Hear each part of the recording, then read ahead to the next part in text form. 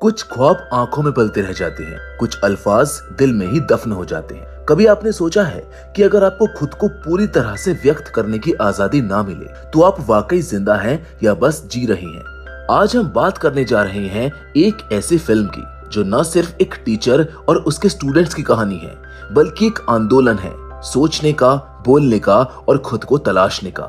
ये कहानी है डेड पोएट सोसाइटी की, जो हमको सिखाती है कि असली जिंदगी किताबों से नहीं, खुद से सवाल पूछने और अपने दिल की आवाज सुनने से शुरू होती है। तो चलिए चलते हैं इस शानदार और संवेदनशील सफर पर, जहां हर सीन में छिपा है एक सबक और हर शब्द के पीछे बसी है एक आजाद रूह की पुकार। Hollywood silver screen presenting dead poet society. शहर का सबसे प्रतिष्ठित स्कूल वेल्टन एकेडमी अपने सख्त अनुशासन और पारंपरिक नियमों के लिए जाना जाता है। ये स्कूल वर्षों से एक ही ढर्रे पर चल रहा है, जहां परंपरा, अनुशासन, सम्मान और उत्कृष्टता इसके 4 मजबूत स्तंभ है। यहाँ शिक्षा का उद्देश्य सिर्फ एक है, विद्यार्थियों को एक सफल करियर की ओर ले जाना, जैसे कि डॉक्टर, इंजीनियर या फिर वकील बनाना। यही सोच स्कूल के स्टाफ और विद्यार्थियों के माता पिता की भी है, इसीलिए वो अपने बच्चों को इसी स्कूल में भेजते हैं। वेल्टन एकेडमी के सख्त और अनुशासन प्रिय प्रिंसिपल मिस्टर नॉलन हर नियम का कड़ाई से पालन करवाते हैं। वो किसी भी प्रकार की नई सोच, रचनात्मक या बदलाव के पक्ष में नहीं है। उनके लिए नियम ही सर्वोपरि है। लेकिन इस बार सब कुछ बदलने वाला है। नए सेशन की शुरुआत होती है और स्कूल में एंट्री होती है एक नए इंग्लिश टीचर की, जिनका नाम है मिस्टर कीटिंग। वो पढ़ाने का एक बिल्कुल अनोखा तरीका अपनाते हैं। मिस्टर कीटिंग अपने स्टूडेंट्स को बुक से परे सोचने की प्रेरणा देते हैं। वो उनको सिखाते हैं कि जिंदगी सिर्फ नियमों में बंधकर नहीं, बल्कि अपने तरीके से जीने में ही असली मायने रखती है। उनका ये नजरिया छात्रों में एक नई ऊर्जा और सोच भर देता है। वो सब अब सपनों को जीने का हौसला महसूस करने लगते हैं। इस कहानी में हम 2 इम्पोर्टेंट स्टूडेंट से मिलते हैं, नील पेरी और टॉड एंडरसन। नील एक होशियार और मेहनती छात्र है, लेकिन उसका जीवन पूरी तरह से उसके पिता मिस्टर पेरी के नियंत्रण में है। मिस्टर पेरी चाहते हैं कि उनका बेटा बिना किसी भटकाव के सिर्फ डॉक्टर बनने की दिशा में आगे बढ़े। दूसरी ओर टॉड एंडरसन एक बहुत ही शर्मीला और आत्मविश्वास की कमी से जूझता छात्र है। उसका बड़ा भाई पहले वेल्टन एकेडमी में पढ़ चुका है और परिवार को उसके ऊपर बहुत गर्व है। यही वजह है कि टॉड पर भी वैसी ही उम्मीदों का बोझ है। मिस्टर कीटिंग की प्रेरणा से ये छात्र अपनी सोच और सपनों को उड़ान देने की कोशिश करते हैं, लेकिन हर बगावत की एक कीमत होती है। जैसे जैसे ये बच्चे अपने दिल की आवाज सुनने लगते हैं, उनके सामने ऐसे संघर्ष आते हैं जो उनकी पूरी दुनिया को बदल कर रख देते हैं। टॉड एंडरसन पर हमेशा ये दबाव बना रहता था कि वो भी अपने बड़े भाई की तरह बने, जो पहले ही वेल्टन एकेडमी में पढ़ चुका था और घर वालों की नजरों में एक आदर्श बच्चा था। स्कूल की व्यवस्था अब भी पहले जैसी ही थी, सख्त अनुशासन, पुराने नियम और पढ़ाई के वही पारंपरिक तरीके। लेकिन इस बार एक बहुत बड़ा बदलाव हो चुका था। वो बदलाव क्या है, हमें वो कहानी में आगे जरूर देखने के लिए मिलेगा। अब सेशन शुरू हो चुका था। लगभग सभी टीचर्स उसी पुराने ढंग से पढ़ाई करवा रहे थे। किताब खोलो, परिभाषाएं याद करो, रट्टा लगाओ और अच्छे नंबर ले आओ। पढ़ाई बस एक बोझ बन चुकी थी। लेकिन जब मिस्टर कीटिंग की पहली क्लास होती है तो माहौल बिल्कुल बदल जाता है। वो छात्रों को क्लासरूम से बाहर स्कूल के हॉल में ले जाते हैं, जहां पुराने छात्रों की तस्वीरें और यादें सजी हुई थी। वो छात्रों को एक कविता सुनाते हैं, ओ कैप्टन माय कैप्टन, जो वॉल्ट विटमैन ने अब्राहम लिंकन के लिए लिखी थी। कीटिंग कहते हैं कि या तो छात्र उन्हें मिस्टर कीटिंग कहे, या अगर उनमें साहस है तो ओ कैप्टन माय कैप्टन कहकर पुकारे। ये संकेत था कि ये शिक्षक बाकी सबसे कितना अलग है। खुद मिस्टर कीटिंग भी कभी वेल्टन के छात्र रह चुके थे, इसीलिए वो स्कूल के डिसिप्लिन और लिमिटेशंस को भली भांति जानते थे। वो छात्रों को एक खास बात सिखाते हैं, कार्पे डियम, यानी कि इस पल में जीने का तरीका। वो बताते हैं कि जिंदगी बहुत छोटी है और अगर अपने सपनों को सच करना है तो हर पल का भरपूर उपयोग करना होगा। उनका ये नजरिया वेल्टन के सख्त नियमों से बिल्कुल अलग था, जहां सोच को सीमाओं में बांध दिया गया था। लेकिन मिस्टर कीटिंग की बातें छात्रों के दिलों को छूने लगती हैं। वो उन्हें पसंद करने लगे हैं क्योंकि वो बाकी टीचर्स की तरह नीरस और सख्त नहीं थे। उनका अंदाज दोस्ताना था और पढ़ाने का तरीका बिल्कुल अलग। एक दिन कीटिंग अपने लेक्चर में कुछ ऐसा करते हैं जो किसी ने सोचा भी नहीं था। वो छात्रों से कहते हैं कि किताब का वो पन्ना फाड़ दो जिसमें कविता को मापने का एक फॉर्मूला लिखा हुआ है। स्टूडेंट्स चौंक जाते हैं, लेकिन कीटिंग समझाते हैं कि कविता सिर्फ शब्दों का मेल नहीं होती, वो भावनाओं से भरी होती है। हर कविता अपने आप में एक जज्बा, एक कहानी होती है और उसे किसी पैमाने या नियम से नहीं नापा जा सकता। इसलिए वो पन्ना फाड़ दो जो तुम्हें कविता को महसूस करने से रोकता है। छात्र धीरे धीरे उस पन्ने को फाड़ने लगते हैं। फिर कीटिंग उन्हें एक घेरा बनाकर बैठाते हैं और बेहद सरलता से एक और गहरी बात समझाते हैं।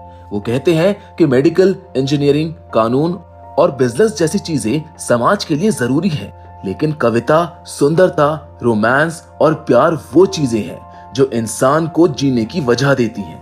मिस्टर कीटिंग की इन अनोखी शिक्षाओं का छात्रों पर बहुत गहरा असर होने लगता है। वो अब केवल किताबों तक सीमित नहीं रहना चाहते हैं, बल्कि जीवन को अपनी तरह से जीना सीखने लगते हैं। एक दिन छात्रों को ये बात पता चलती है कि जब मिस्टर कीटिंग खुद वेल्टन एकेडमी के छात्र थे, तब वो एक खास और रहस्यमय समूह का हिस्सा थे जिसका नाम था डेड पोएट सोसाइटी। ये सुनते ही उनमें उत्सुकता बढ़ जाती है और वो इस बारे में सीधा मिस्टर कीटिंग से पूछते हैं। तब कीटिंग उन्हें बताते हैं कि ये एक गुप्त क्लब था जिसमें कुछ छात्र रात को चुपचाप स्कूल से बाहर निकलकर एक सुनसान गुफा में मिलते थे। वहां पर वो बिना किसी डर या झिझक के अपने मन की बातें, कविताएं और अपनी भावनाएं साझा करते थे। वो जीवन को गहराई से महसूस करते और अपने अनुभवों को खुले दिल से व्यक्त करते थे। मिस्टर कीटिंग छात्रों को प्रेरित करते हैं कि वो भी अपनी आवाज उठाए, अपनी सोच को बाहर लेकर आए और खुद को खुलकर व्यक्त करें। वो समझाते हैं कि असली शिक्षा सिर्फ किताबों से नहीं, बल्कि जिंदगी को जीने से मिलती है। ये बात सुनकर छात्रों के मन में एक नया जोश और आत्मविश्वास भर जाता है। नील और उसके दोस्तों को ये विचार इतना पसंद आता है कि वो डेड पोएट सोसाइटी को फिर से शुरू करने का फैसला कर लेते हैं। स्कूल के सख्त नियमों की परवाह किए बिना वो रात के अंधेरे में घने जंगल में एक गुफा में चुपचाप इकट्ठा होते हैं।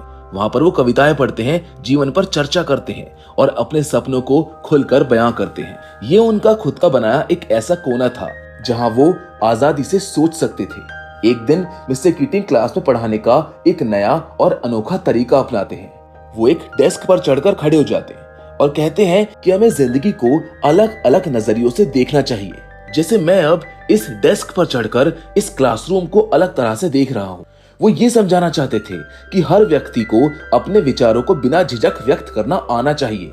इसके बाद वो सभी छात्रों से भी कहते हैं कि वो बारी बारी से डेस्क पर चढ़कर खड़े हो जाएं, ताकि वो भी इस एहसास को खुद महसूस कर सके। धीरे धीरे मिस्टर कीटिंग की बातों का असर गहराने लगता है।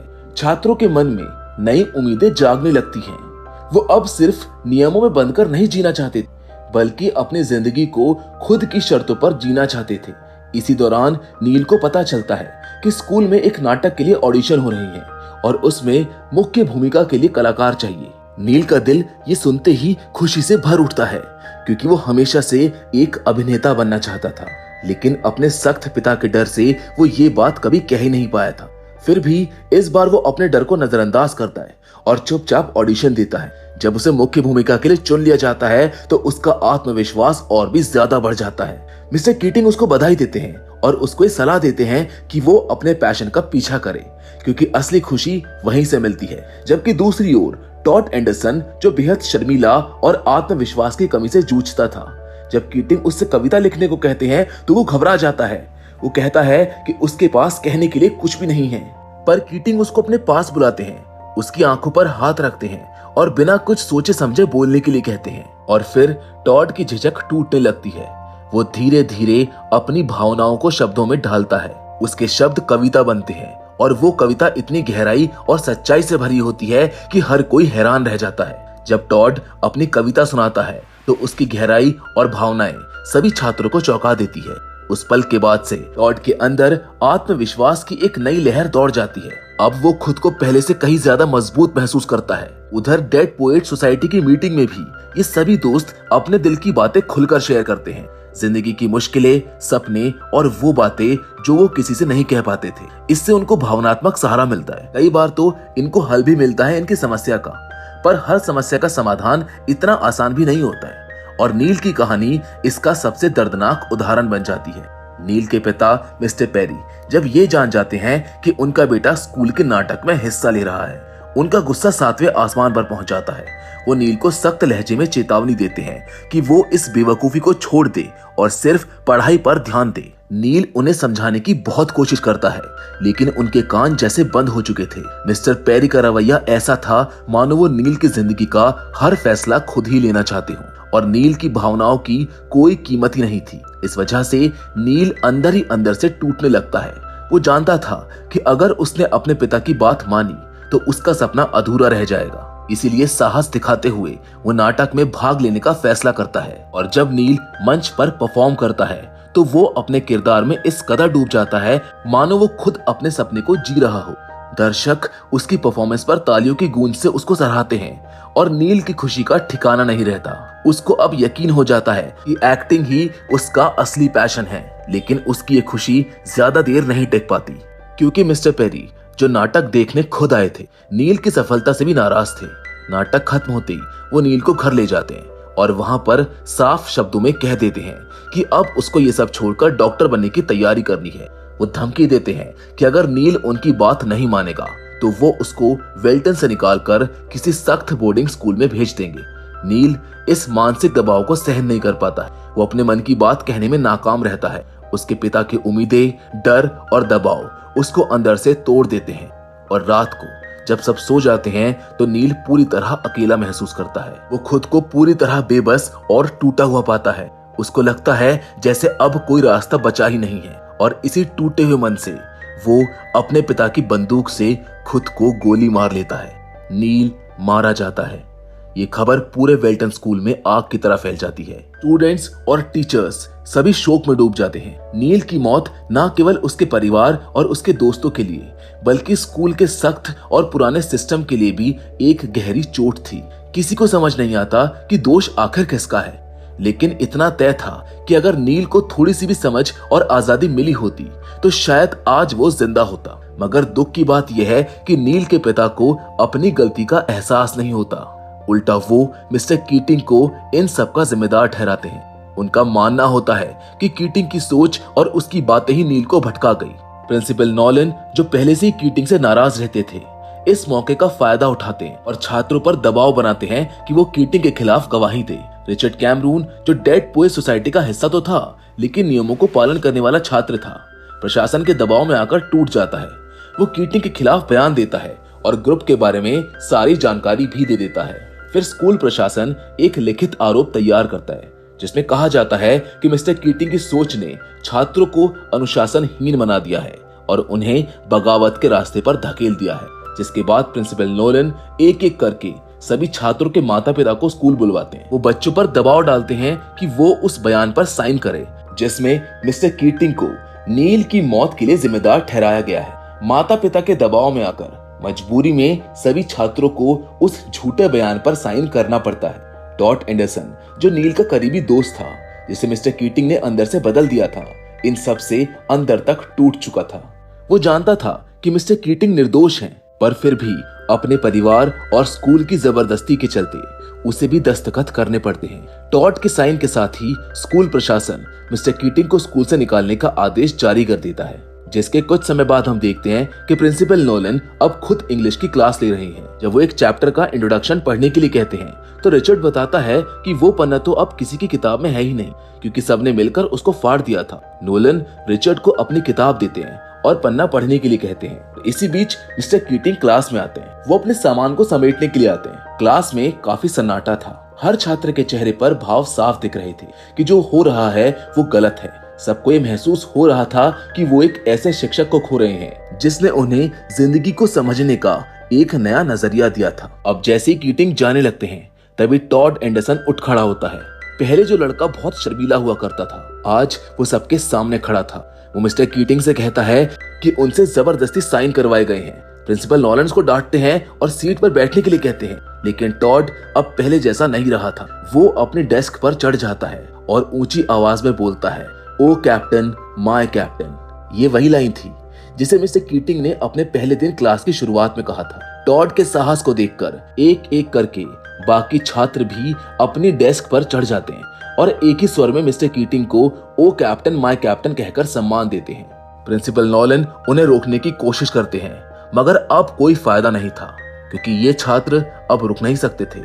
इस विद्रोह में कोई गुस्सा नहीं था, बस सम्मान और भावनाएं थी। मिस्टर कीटिंग की आंखों में आंसू थे, लेकिन ये आंसू दुख के नहीं बल्कि गर्व के थे, क्योंकि उनको एहसास हो चुका था कि भले ही वो स्कूल से बाहर कर दिए गए हैं, लेकिन उनके शब्द और उनके विचारों ने बच्चों के दिलों में एक नई अलग जगह दी है। ये फिल्म तो इसी सीन के साथ खत्म हो जाती है, लेकिन हमें ये सोचने पर मजबूर जरूर कर देती कि कभी कभी जिंदगी हमें ऐसे मोड़ पर लाकर खड़ा कर देती है जहाँ एक तरफ समाज की उम्मीदें होती हैं और दूसरी ओर हमारे अपने सपने। मगर याद रखिए, आखिर में वही पल सबसे ज्यादा मायने रखते हैं जिन्हें आपने दिल से जिया हो। डेड पोएट्स सोसाइटी हमें यही सिखाती है कि हर जंजीर को तोड़कर उड़ना है हमें, इस जिंदगी को अपने तरीके से जीना है हमें। ये सिर्फ एक फिल्म नहीं थी, बल्कि हर उस इंसान की कहानी है जो दुनिया की उम्मीदों के बीच खुद की आवाज को तलाश रहा है। मिस्टर कीटिंग ने हमको सिखाया है कार्pe diem, हर पल को पूरी तरह से जियो, क्योंकि जिंदगी इंतजार नहीं करती और सपनों को जीने के लिए आज ही सबसे सही वक्त होता है। अगर आपको एक कहानी पसंद आई हो तो इस वीडियो को लाइक जरूर करें और हमारे चैनल को सब्सक्राइब करना ना भूलें। बाकी मिलेंगे आपसे एक और नई इंटरेस्टिंग कहानी के साथ, पर हमेशा की तरह तब तक के लिए धन्यवाद।